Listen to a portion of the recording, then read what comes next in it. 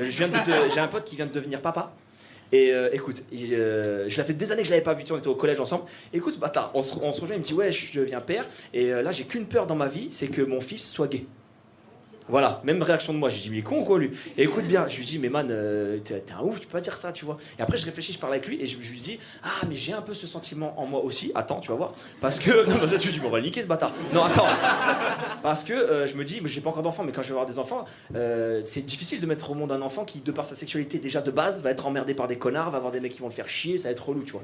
Donc je lui dis, ok, je peux peut-être te comprendre. Ce bâtard, il me dit, ah non, non, moi j'ai juste peur que mon fils il suce des bites. Je dis, ah, donc là. On est sur un vrai cas d'homophobie, tu vois. Et là, il me dit, ah, moi je suis pas du tout homophobe, en plus, moi les gays, j'aimerais bien les aider, je comprends pas pourquoi on les soigne pas. Je dis, alors là, frérot, dans le mur, tout droit, là on y est. Là, t'es vraiment le champion. Je dis, mais man, c'est pas une maladie, t'es un baiser. Tu sais, déjà, c'est pas une maladie, pourquoi? Parce que ça se transmet pas, ça s'attrape pas. T'as jamais un mec qui s'est baladé dans le marais sans pull, et le lendemain matin, il s'est réveillé, et là, putain, j'ai envie de sucer Patrick, moi, qu'est-ce qui se passe là? Jamais c'est arrivé, jamais. D'ailleurs, pareil, le mot homophobie, faut arrêter, faut inventer un autre terme. C'est pas une phobie. Tu sais, les fils de pute qui aiment pas les gays, là, c'est pas une phobie. Une phobie, c'est quand t'as peur d'un truc.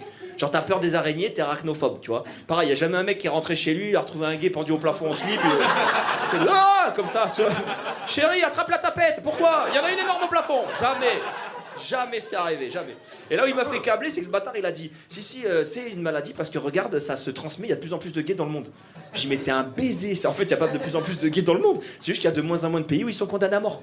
Et, évidemment, ça aide à faire son coming out, tu vois. Ça motive. Viens au Moyen-Âge ici, là, je sais pas, t'es gay et t'es berger, admettons, tu vois. Et on te dit, si t'es gay, on va t'attraper, on va te pendre à un arbre, on va te brûler, te torturer. Frérot, à l'époque, tu devais être là.